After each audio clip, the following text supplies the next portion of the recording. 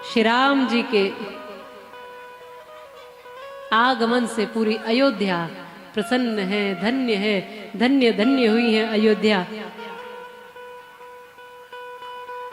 प्रभु श्री राम जी आए हैं। राम जी का प्राकट्य हुआ अयोध्या में। हम और आप सब बड़े सौभाग्यशाली हैं कि यहाँ प्रभु श्री राम जी के जन्म की कथा को श्रवण कर रहे हैं। और बड़े सौभाग्यशाली इसलिए भी है कि 500 वर्ष के बाद अयोध्या में श्री राम लला का भव्य मंदिर बनकर तैयार हो गया है, इसलिए भी सौभाग्यशाली। बहुत संघर्ष लगा, बड़ी मुश्किलें हुई, पीढ़ी दर पीढ़ी चली गई, लेकिन हम वो पीढ़ी हैं जिन्होंने अपने राम लला के मंदिर को बनते हुए देखा। हम वो सौभाग्यशाली पीढ़ी हैं।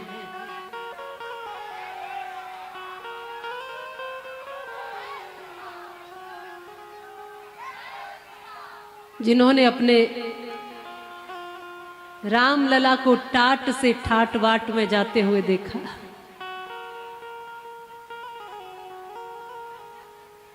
आपके मन में राम जी के प्रति जो श्रद्धा है वो मैं महसूस कर सकती हूँ। आज भी वही श्रद्धा है आपके मन में राम जी के प्रति, जो कभी राम जी जब यहाँ त्रेता में रहे उस समय जब वो आते होंगे अपने ननिहाल, और उस समय जो प्रेम यहाँ लोगों में होता होगा वो प्रेम आज तक भी यहाँ के लोग श्री राम जी को देते हैं।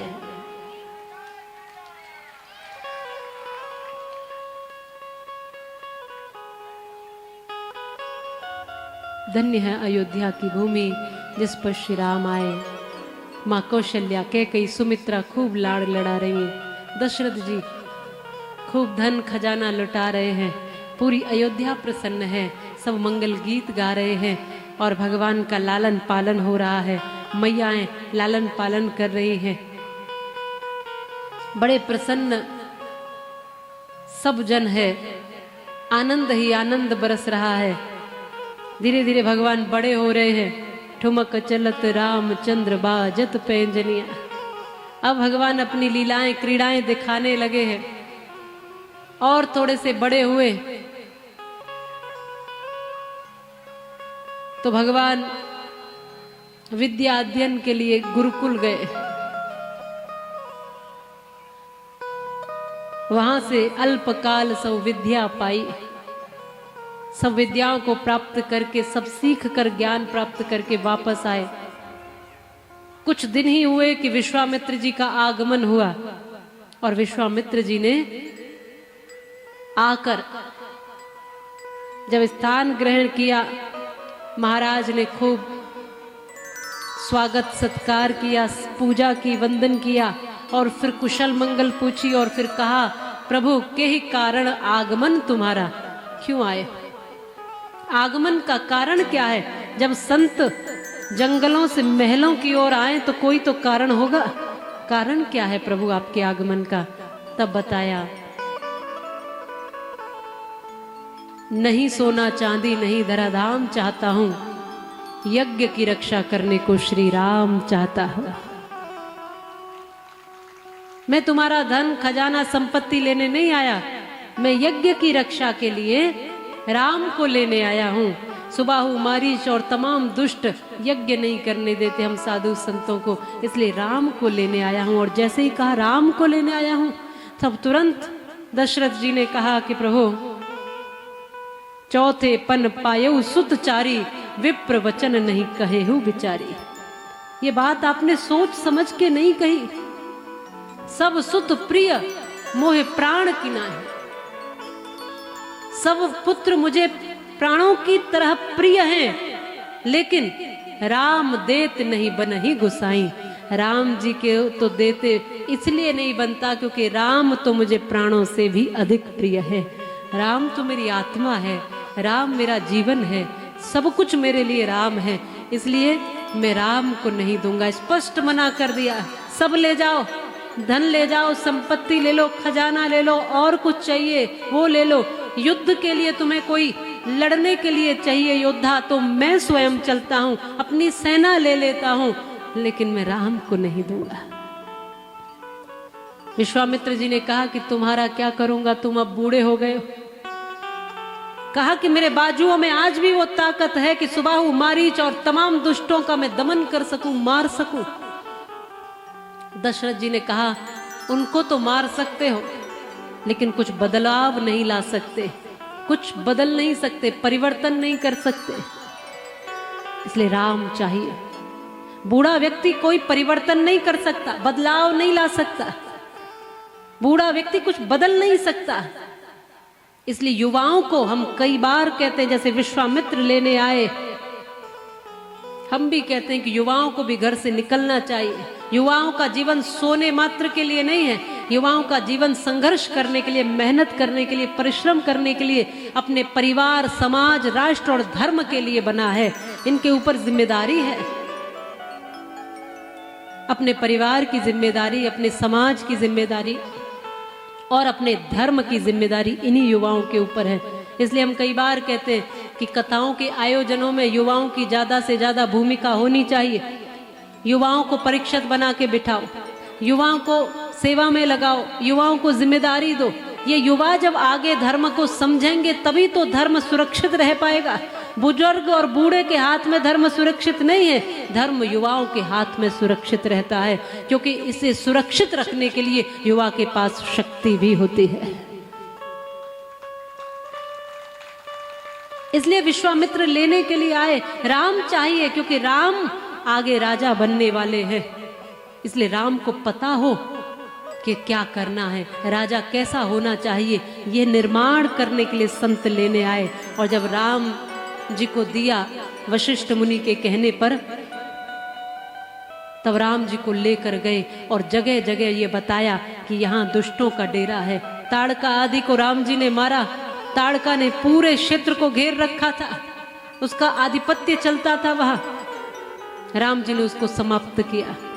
सिद्धाश्रम पहुंचे, वहां यज्ञ कर रहे थे ऋषि मुनि, पहरा दिया और छठवें दिन जब सारे राक्षस आए तो उन सबको मार दिया। मारीच को बिना फन का बाण मारकर दूर भेज दिया और सुबाहु और भी जो और राक्षस थे उन सबको समाप्त राम जी ने किया। राम जी ने देखा कि कहाँ कौन दुखी है, कौन साधु दुखी है, कौन व्यक्ति दुखी है, किसके जीवन में कष्ट है, कहाँ राक्षस लोग हैं, कहाँ बुराई है, कहाँ अच्छाई है, मुझे करना क्या है। एक राजा को ये समझ होनी ही चाहिए कि उसको करना क्या है, उसको प्रजा के साथ रहना कैसे है। इसलिए राम जी को लेकर गए। इसलिए वास्तविकता यह है, आज मैं हमेशा कहती हूं कि जिन भी नेताओं को चुन के आप गद्दियों पे, पदवियों पे, कुर्सियों पे बिठाते हैं, उनको किसी लोभ और लालच में मत चुनना। उनको देखना कि वास्तव में ये धर्म और राष्ट्र की सेवा कर सकते हैं कि नहीं कर सकते, ये सोच कर चुनना।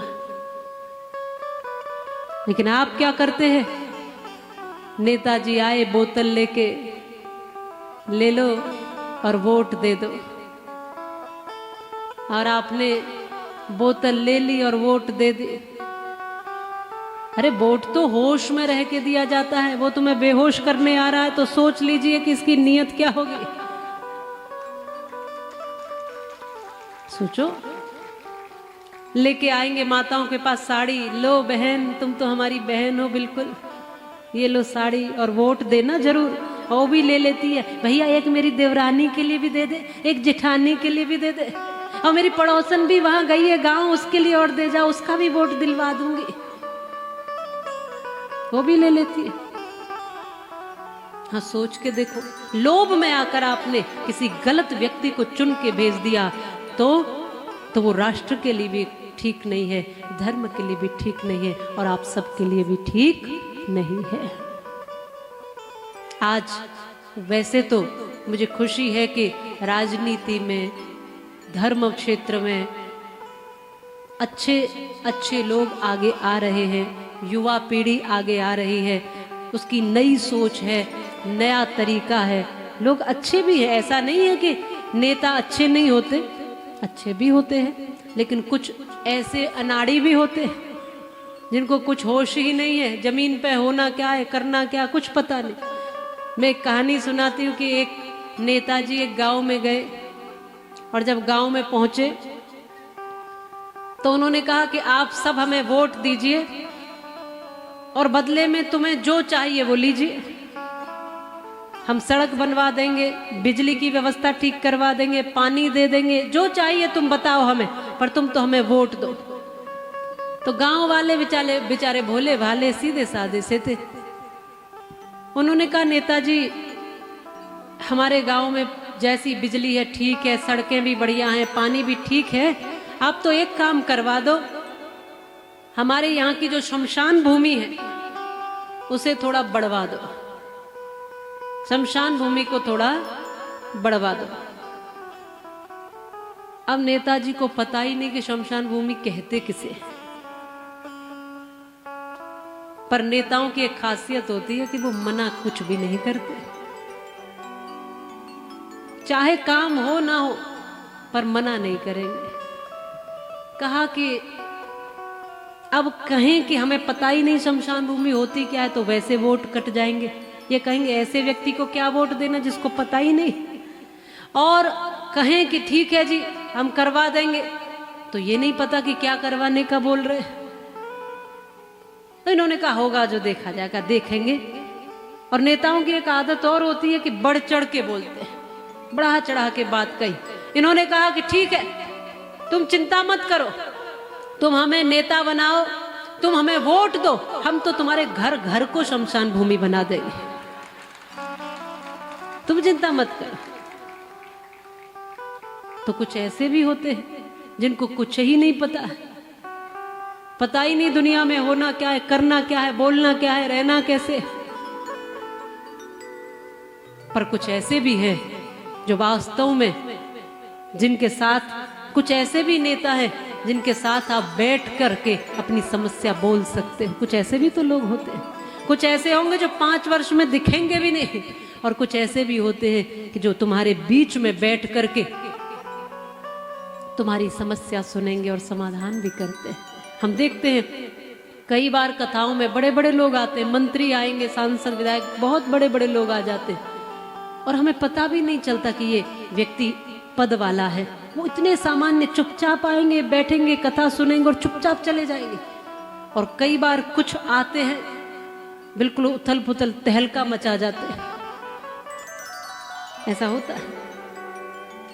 मैं उनसे हमेशा कहती हूँ जब कथा में आते हो ना तो तुम किसी पद वाले नहीं हो, किसी पार्टी वाले नहीं हो, कथा में आते हो तो तुम तो राम जी के भगत हो, तुम ठाकुर जी की मंडली के हो। बस इतना ध्यान में रखो, बाकी सब भूल के आओ, सब वहां बाहर छोड़ के आओ।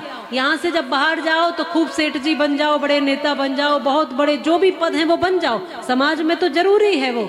लेकिन जब यहाँ से भीतर घुसो तब राम जी के सेवक बनकर आओ, भगवान के भक्त बनकर आओ। बस यही परिचय। कोई पूछे कौन हो, बोले बस ठाकुर जी के भक्त सेवक है, इतना ही कहो, इसी में कल्याण हो जाएगा।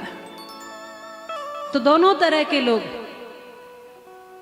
भीड़ में भी दोनों ही तरह के। और जो लोग कहते हैं ना कि नेता बड़े खराब होते हैं, वो ये भी जान लो कि अगर नेता खराब है तुम्हारा तो अच्छे तुम भी नहीं हो, ये भी जान लो, क्योंकि नेताजी भी तो यहीं से चुन के गए हैं। अगर वास्तव में तुम ईमानदार होते तो नेता भी ईमानदार होते ही होते। आज बेईमानी सब जगह है, जिसे जो अवसर मिल जाए वो बेईमानी कर लेता है।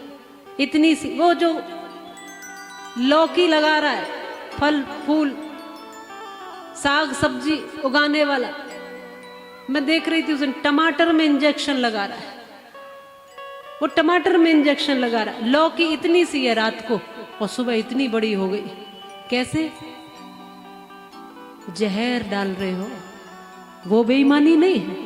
बोलो, वो भी तो बेईमानी है। तुम्हें छोटा मौका मिलता है, तुम छोटी बेईमानी करते हो, उसको बड़ा मौका मिलता है, वो बड़ी बेईमानी कर लेता है। बेईमानी सबके भीतर आ गई है, ईमानदारी बची नहीं है। बहुत कम लोगों में ईमानदारी है। दूध बेचने वाला दूध में पानी मिला दे, और पानी मिला दे, यहाँ तक तो ठीक, वो तो जाने क्या क्या मिला देते। कई खबरें सुनी जाती, जहां मौका मिल रहा है वहां मिलावट चल रही है। इसलिए अपने आप को, जब किसी और को आप गलत कहें, किसी और को आप बेईमान कहें, उससे पहले अपने आप से पूछना कि हम में ईमानदारी बची है कि नहीं बची है, हम ईमानदार हैं कि नहीं है।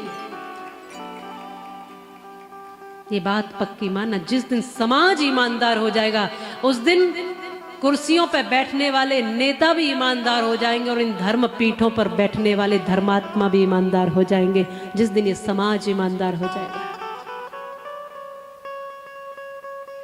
इसलिए अपने जीवन में ईमानदारी लाओ। राम जी की कथा सुन रहे हो ना, तो अपने जीवन में ईमानदारी लाओ। राम जी के आगे किसी ने मर्यादा नहीं खींची, राम जी ने अपने आगे स्वयं मर्यादा खींची है। स्वयं राम जी ने अपने लिए नियम बनाए हैं। सीखो राम जी से। राम जी ने सब दुष्ट आदि को समाप्त किया और जनकपुर की तरफ जाने लगे। विश्वामित्र जी लेकर साथ में गए, क्योंकि जनकपुर में जनक जी ने ये एक मानो संकल्प लिया है अपनी पुत्री के हित के लिए, और ये कहा है कि जो शिव जी के पुराने धनुष पर प्रतिज्ञा चढ़ाएगा वो जानकी का वर कहलाएगा। ये प्रतिज्ञा है। अब सब बड़े बड़े राजे महाराजे सब जा रहे हैं धनुष पर प्रतिज्ञा चढ़ाने के लिए। राम जी तो केवल गुरु जी की आज्ञा मान करके उनके साथ गए, ये सोचकर नहीं कि हम धनुष पर प्रतिज्ञा चढ़ाएंगे। राम जी गए, केवल गुरु जी ने आदेश दिया कि चलो राम जनकपुर चलते हैं। अब प्रभु गए, मार्ग में गंगा मैया का दर्शन किया, स्नान किया, फिर आगे बढ़े तो आश्रम एक दीक मगमाही, खग मृग जीव जंतु तहनाही, पूछा मुनि शिला प्रभु देगी, सकल कथा मुनि कही विशेषी। आगे भगवान ने एक खंडहर से आश्रम को देखा तो पूछा ये जगह कौन सी है प्रभु? तो विश्वामित्र जी ने कहा ये गौतम ऋषि और अहिल्या का आश्रम था एक समय पर, लेकिन एक बार इंद्र ने अहिल्या के साथ छल किया तो इंद्र ने गौतम ऋषि का भेष धारण किया और अहिल्या के साथ छल किया। तब गौतम ऋषि उस समय आ गए और उन्होंने फिर अहिल्या को पूछा ये क्या किया तुमने? तब अहिल्या को कुछ समझ ना आया कि ये तो मेरे पति ही थे और पति ही आके पूछ रहे हैं, तो अहिल्या मौन हो गई। तब श्राप दे दिया कि पाषाणी हो जाओ, जाकर जाओ पाषाणी हो जाओ। गौतम ऋषि ने अहिल्या को श्राप दे दिया और वो पाषाणी बनकर इस आश्रम में रहती है। अब कोई आता जाता नहीं, ये स्थान श्रापित स्थान है। तब भगवान श्री राम ने कहा कि इसमें अहिल्या की तो कोई भूल ही नहीं थी, अहिल्या की कोई गलती नहीं थी, मैं इस आश्रम में जाऊंगा। विश्वामित्र कहते कोई नहीं जाता राम, ये खंडहर है, ये श्रापित है। राम जी ने कहा मैं जाऊंगा, मैं पहल करूंगा, क्योंकि अहिल्या की कोई भूल नहीं है। और श्री राम गए और श्री राम जी ने अहिल्या का उद्धार किया है जाके। बोलिए रामचंद्र भगवान की जय। राम ऐसे हैं कि ताड़का की अगर भूल होती है तो अपने हाथों से मारते हैं, और अहिल्या की कोई भूल नहीं होती है तो अपने हाथों से तारते हैं। राम कभी भेदभाव नहीं करते हैं, ऐसे है राम। राम जी ने कहा कि कोई भूल है ही नहीं अहिल्या की, पर श्राप क्यों लगा? क्योंकि वो मौन हो गई। और ये वास्तविकता है कि जो कमजोर होता है उसी पे प्रहार होते हैं, उसी को दबाया जाता है, उसी को प्रताड़ित किया जाता है। बलि हमेशा बकरे की चढ़ती है, शेर की नहीं चढ़ती। क्यों? क्योंकि जानते हैं शेर को बलि देने जाएंगे तो हम खुद बलि हो जाएंगे। बकरे को तो पकड़ के गर्दन पे छुरी चला देते हो, वो क्या करेगा? ज्यादा से ज्यादा मैं करेगा, इसलिए मार डालते हो। कमजोर को हमेशा सताया ही जाता है। ऐसे ही स्त्री को भी कमजोर ही समझा है अधिकतर,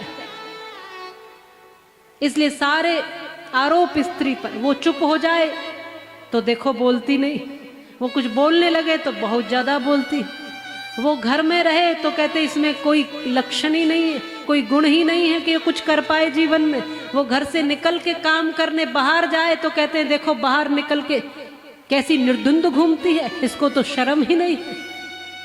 वो जो कर लेगी उस पर हमेशा आरोप ही लगेगा, जो भी कर लेना।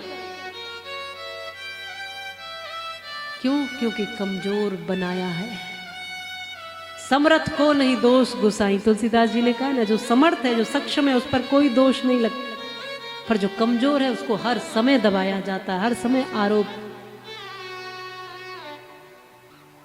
इसलिए आज मैं समस्त माताओं को, सभी को कहती हूं, अपने आप को पहचानो, अपनी शक्ति को, अपनी ऊर्जा को पहचानो। आप कमजोर नहीं हो, आप में बड़ी ऊर्जाएं हैं। आप वो मां कौशल्या हो जिसने राम जी को अपने कोख में धारण किया है। आप कमजोर नहीं हो सकती है। अपने को पहचानो, बस अपनी शक्तियों को पहचानो, अपनी ऊर्जाओं और क्षमताओं को पहचानो। हमेशा कहती हूं, माताएं अपनी बेटियों को कहेंगी, ये देखो ये तो चांद का सा टुकड़ा है। मैं कहती हूं, इन बेटियों को चांद का टुकड़ा मत बनाओ, इनको सूरज की तरह दहदकता हुआ अंगारा बनाओ, ताकि कोई बुरी दृष्टि से देखे तो देखने से पहले उसकी आंखें बंद हो जाएं। इनको बड़ा कोमल कोमल मत बनाओ, बहुत नाजुक नाजुक सा मत बनाओ। थोड़ा सा बेटियों को मजबूत बनाओ, संघर्ष करने के लिए तैयार करो। थोड़ी थोड़ी बात पे रोना बंद करो। जरा किसी ने कुछ किया, आंसू बहाने लग गए। जरा किसी ने कुछ कह दिया, बस रो रो के हाल बुरा। डिप्रेशन में, चिंता में, परेशानी में बीमार हो जाते हो।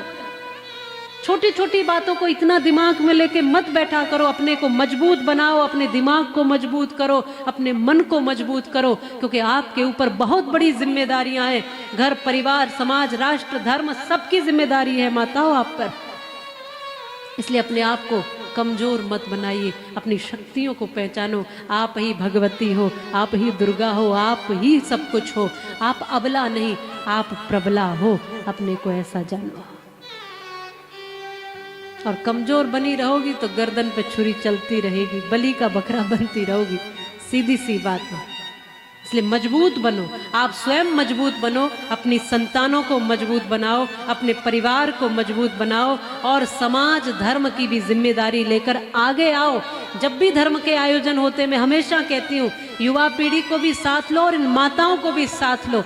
माताएं भी तो समाज में बाहर निकलें, व्यवस्थाएं देखें, समाज के कार्य देखें। ये बस रसोई में रोटी बनाते पूरी जिंदगी रह जाती है। फिर तुम ही कहते हो इनसे कि इनको आता ही क्या है, ये तो बस रोटी ही बना सकती। तुम मौका देते कहां हो? इनको जिम्मेदारी दो और आप स्वयं जिम्मेदारी लो हर चीज की, हर व्यवस्था की। धर्म में आगे आओ, समाज के काम में आगे आओ, हर पद पर आप आगे आओ, राजनीति में आगे आओ, व्यापार में आगे आओ। अर्थ से, शरीर से, मन से, सब तरीके से मजबूत बनना होगा माताओं। सम्मान उसी का होता है जिसके पास पैसा होता है, जिसके पास शारीरिक ताकत होती है, जिसके पास मानसिक ताकत होती है। सम्मान उसी का होता है ना। किसी कमजोर व्यक्ति का कोई सम्मान करता है क्या? बोलिए। फुटपाथ पर बैठने वाला गरीब भिखारी, उसका सम्मान करते हो आप? बोलिए जरा।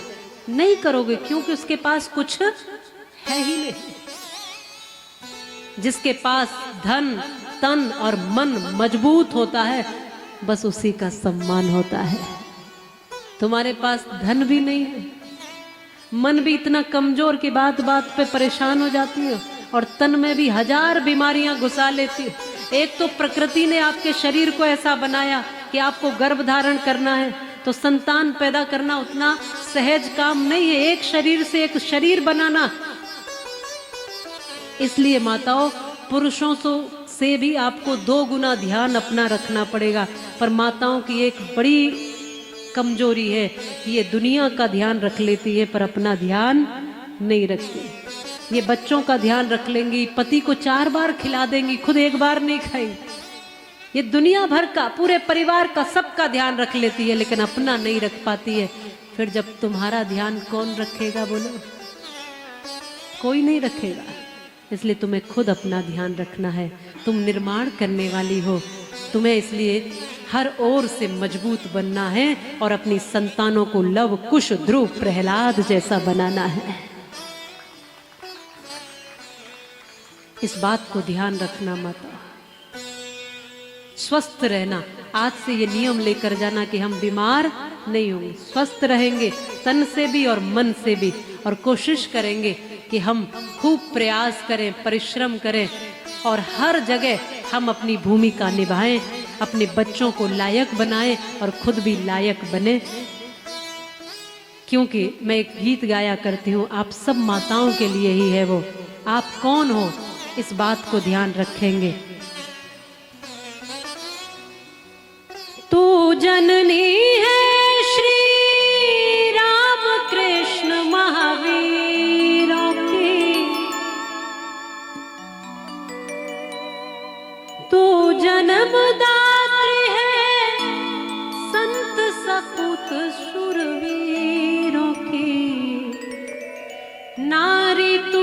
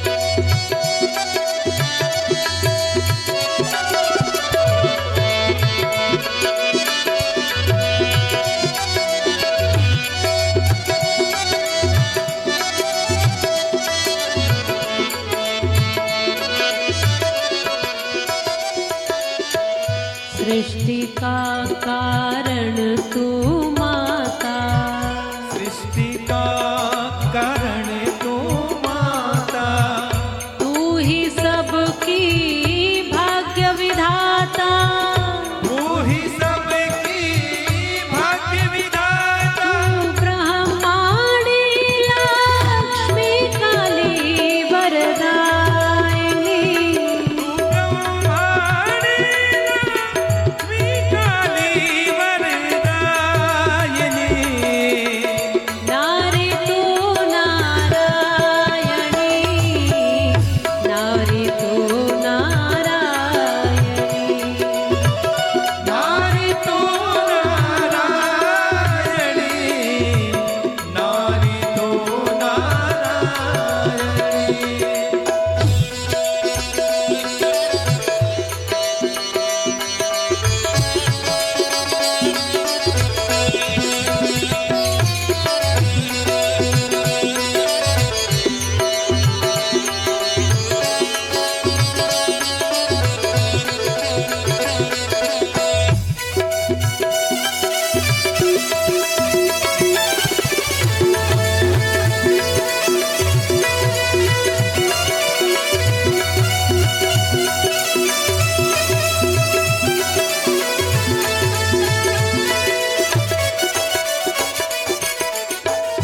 तेरे चरणों में कोटिक वंदन, तेरे चरणों में कोटिक वंदन, करूं आरती अक्षत चंदन, करूं आरती अक्षत चंदन। बाल गीता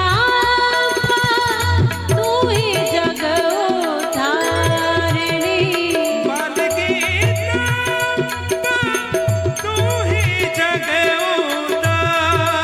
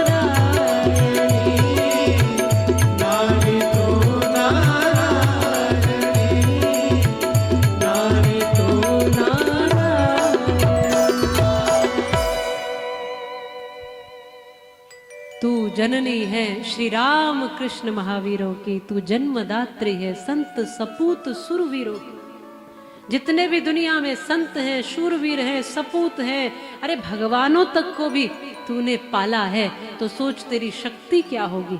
बस वो अपनी शक्ति को नारी पहचान जाए, जागृत कर ले। जितना भी दुनिया में सृष्टि का कारण वो माँ होती है, स्त्री होती है। कोई भी इस दुनिया में जब आएगा, शरीर धारण करना होगा तो माँ का गर्भ उसको देखना ही होगा, माँ के गर्भ में आना होगा। ये स्थिति है। इसलिए मातृशक्ति को मैं बार बार कहती हूँ, मजबूत बनो, कमजोर नहीं।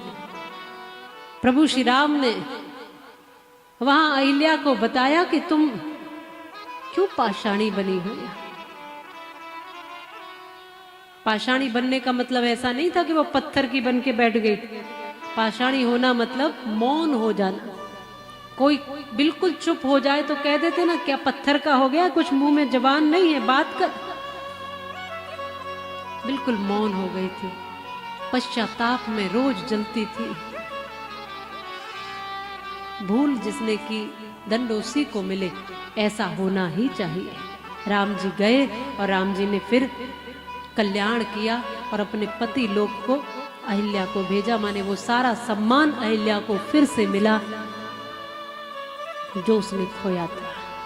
तो राम जी ने कल्याण किया। राम फिर जनकपुर पहुंचे और यहाँ पहली बार मैया जानकी जी का दर्शन पुष्प वाटिका में राम जी को हुआ। बोलो जानकी मैया की जय। जानकी जी का दर्शन हुआ। राम जी को जानकी जी ने देखा, जानकी जी को राम जी ने। और फिर सभा में पहुंचे, वहां पहुंचे जहां राजा जनक की प्रतिज्ञा है कि धनुष पर जो प्रतिंचा चढ़ाएगा वो जानकी का वर कहलाएगा। तो सारे राजे महाराजे उछल उछल के गर्दन ऊंची कर करके कहते थे, हम धनुष को उठा देंगे, हम है ना, हम बैठे हैं। और जब बारी आई एक एक करके सबकी, तो सब धनुष उठाने के प्रयास में थे। उठाना छोड़ो, कोई हिला भी नहीं पाया। अकड़ रहे थे तब से इतनी देर से कि हमारी बारी आने दो, हम तो ये कर देंगे वो कर देंगे। देखे होंगे आपने बहुत से लोग जो बड़ी बड़ी बातें करते कि हम तो ऐसे कर सकते हैं, वो कर सकते हैं, हमने ये कर दिया वैसा कर दिया, बड़ी बातें करते। पर जब बात आती है कुछ करने की, तब बिल्कुल ढोलक की तरह ढप ढप, कुछ नहीं। पर कुछ लोग बड़े गंभीर और सहज होते, राम जी की तरह। जैसे राम जी यहाँ सभा में बड़े शांत बैठे, कुछ नहीं, बिल्कुल शांत। सब अकड़ रहे हैं लेकिन राम जी शांत बैठे। पर जब किसी से धनुष ना उठा, जनक जी ने कहा कोई यहाँ ऐसा क्षत्रिय नहीं है जो धनुष उठा सके। तब गुरु जी की आज्ञा पाकर राम जी उठे और बहुत विनम्र, यहाँ भी कोई अकड़ नहीं दिखाई। पहले गुरु जी को प्रणाम किया, प्रणाम किया गुरु जी को, फिर धनुष को प्रणाम किया, शिव जी को प्रणाम किया।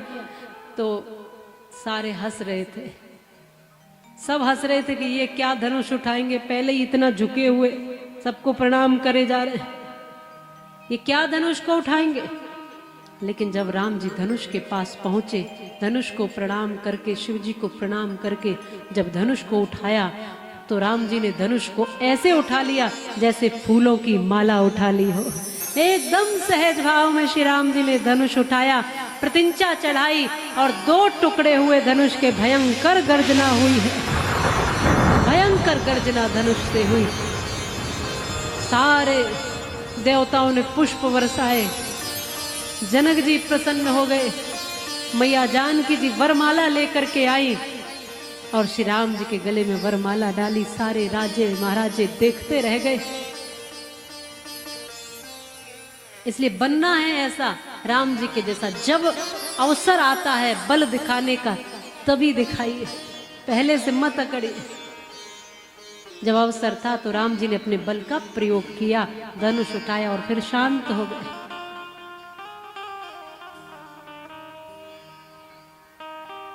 जनकपुर पूरा धन्य हो गया,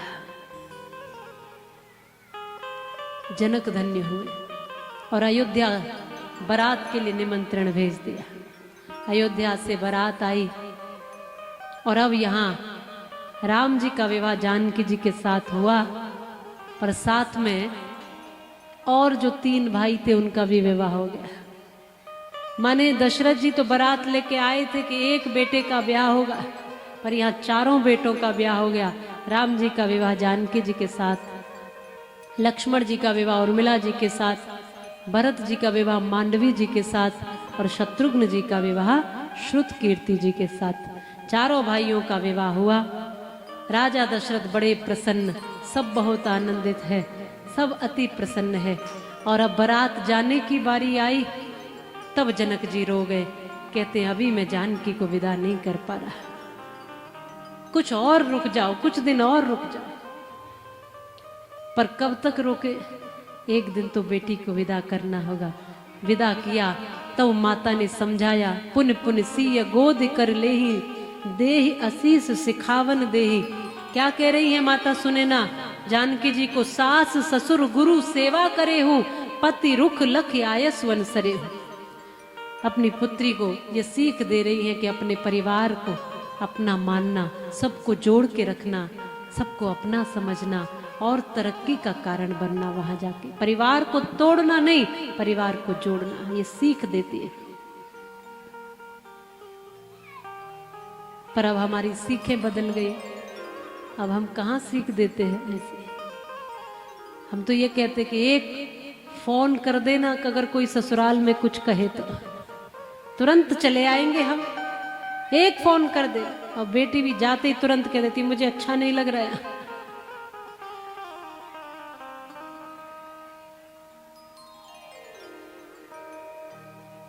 तो संस्कार बदल गए, और संस्कारों की कीमत भी बदल गई। आज संस्कारों की कीमत है भी कहाँ, बोलो। आज तो बड़ा बड़ा दहेज लेते हैं लोग। यहां भी चलता है क्या दहेज वगैरह, चलता है कुछ, लेते हो? माने कोई दे दे तो मना नहीं करते, मांगते नहीं हो, कोई भी नहीं मांगता, तो मतलब यहां अपने आप ही मिल जाता है। अच्छा, मिलता होगा तो मना तो नहीं करते ना।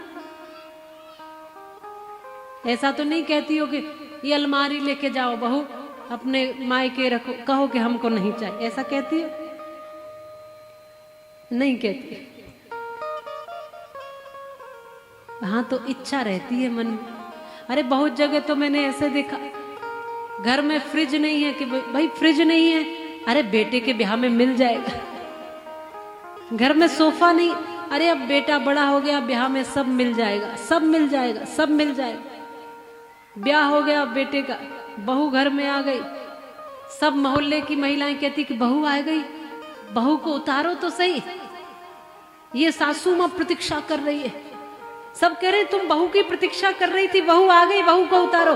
अरे बोले मैं बहू की प्रतीक्षा नहीं कर रही थी, तो क्या देख रही हो? बोले मैं वो गाड़ी देख रही हूँ, दहेज वाली, वो सामान वाली गाड़ी नहीं आई अभी तक। बहू पहले आ गई, अभी तक सामान की गाड़ी नहीं आई। इसको सामान की बड़ी चिंता, बहू की चिंता नहीं। वो साक्षात लक्ष्मी घर में आई है, उसकी चिंता नहीं।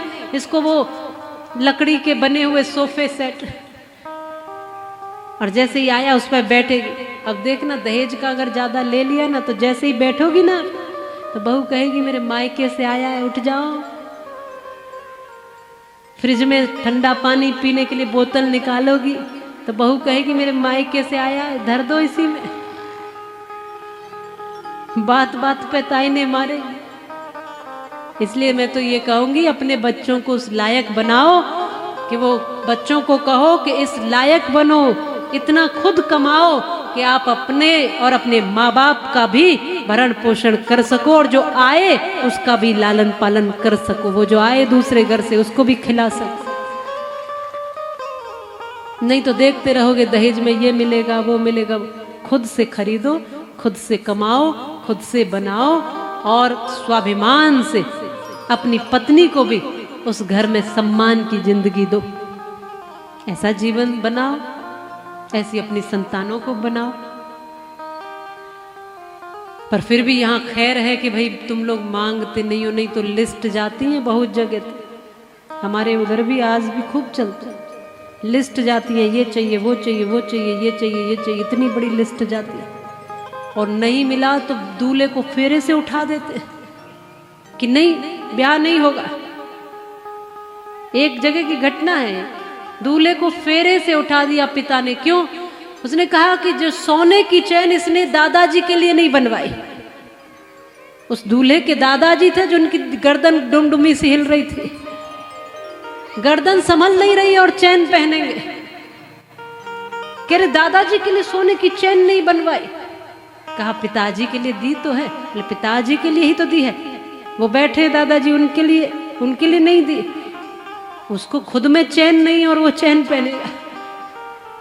बहुत स्थिति बेकार है। और बेटी वाला हाथ जोड़कर खड़ा है, रो रहा है, मेरी इज्जत बचाओ।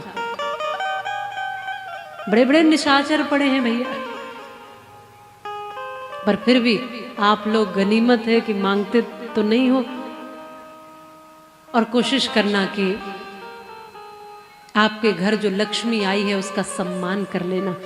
और सही में अगर संस्कारी बहू आपके घर आ गई ना, तो आपके घर में कोई कमी भी होगी ना, वो भी पूरी हो जाएगी।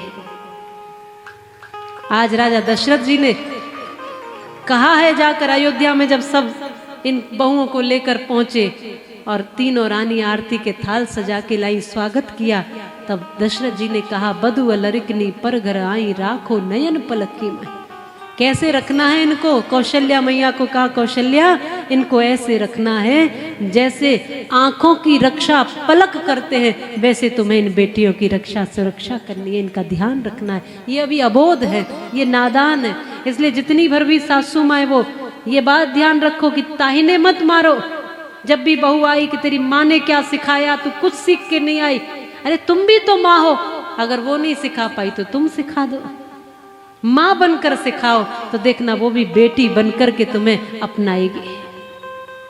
थोड़ा समय दो और अपने परिवार को व्यवस्थित बनाओ। आपके ऊपर बहुत कुछ है, आपके ऊपर घर परिवार टिका हुआ है। और नहीं तो आप देखती हो, एक कैकई के बिगड़ने से पूरा परिवार बिखर गया था, बिखरा था। बहुत अच्छे से अयोध्या में सब रहते थे, लेकिन एक कैकई के बिगड़ने से पूरा परिवार बिखर गया। आप परिवार को जोड़ने वाली भी बन सकती हो और तोड़ने वाली भी बन सकती हो। आपको देखना है कि क्या करना है। इसलिए परिवारों को जोड़ो, एक करो। प्रभु श्री राम 14 वर्ष तक फिर वन में रहे, और आप सब जानते हो कि वन में तमाम दुष्टों का श्री राम जी ने दमन किया और भक्तों को, ऋषि साधु संतों का कल्याण करते हुए भगवान वापस आके अयोध्या के राजा बने थे। यह कथा बहुत बड़ी है।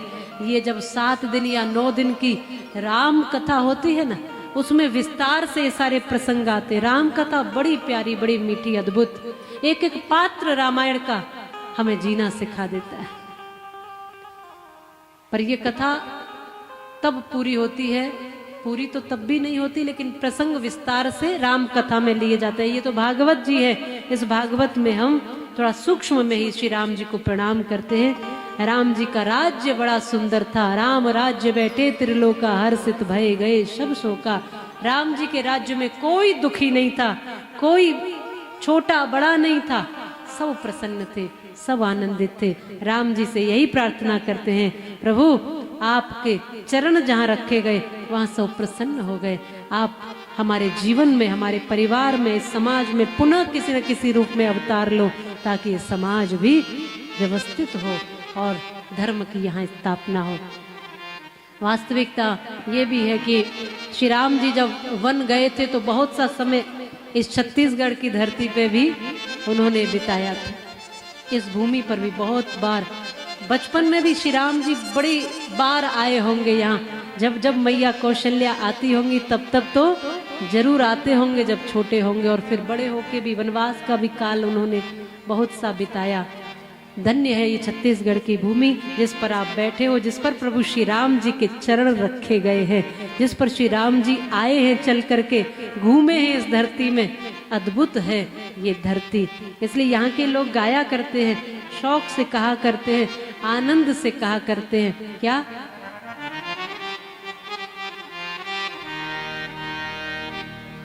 हो पग धरे श्री राम, पग धरे श्री राम, पावन छत्तीसगढ़ हुई।